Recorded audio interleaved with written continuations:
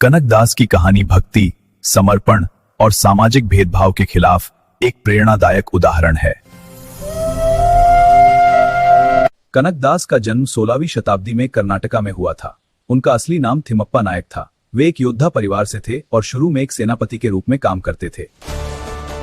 एक बार युद्ध में गंभीर रूप से घायल होने के बाद उनके जीवन की दिशा बदल गई। उन्होंने महसूस किया कि सांसारिक जीवन क्षणिक है और उन्होंने भगवान की भक्ति का मार्ग अपनाया। कहते हैं कि उस कठिन समय में उन्हें ईश्वर का आभास हुआ। उन्हें महसूस हुआ कि असली शांति और सत्य केवल भगवान की भक्ति में है। इसके बाद वे महान संत व्यासराय के शिष्य बने। व्यासराय ने उन्हें भगवान कृष्ण की भक्ति का मार्ग सिखाया, भजन, कीर्तन और ज्ञान के जरिए ईश्वर से जुड़ना सिखाया। यहीं से थिमप्पा नायक बन गए कनकदास, यानी भगवान का दास।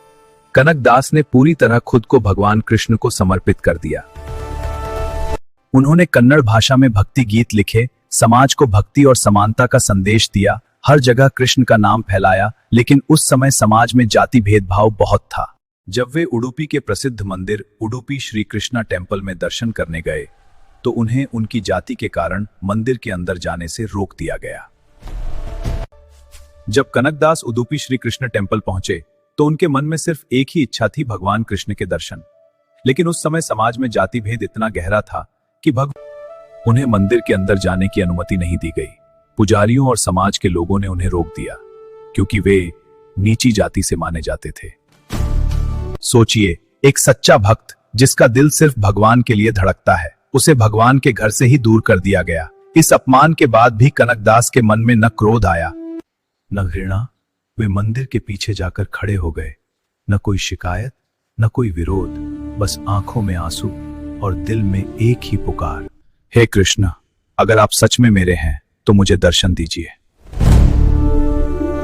उनकी भक्ति इतनी सच्ची थी कि उन्होंने समाज को नहीं बल्कि सीधे भगवान को पुकारा। कहते हैं उसी क्षण एक चमत्कार हुआ। मंदिर के अंदर स्थापित भगवान कृष्ण की मूर्ति पश्चिम दिशा की ओर घूम गई और दीवार में एक छोटा सा छेद बन गया जिससे कनकदास को दर्शन मिले। आज इस स्थान को कनकन किंडी कहा जाता है। यह सिर्फ एक चमत्कार नहीं था बल्कि एक संदेश था। भगवान के लिए कोई ऊंच नीच नहीं होता, वे सिर्फ सच्चे दिल की भक्ति देखते हैं। अगर आप श्री कृष्ण के भक्त हैं तो कमेंट करें, जय श्री कृष्णा।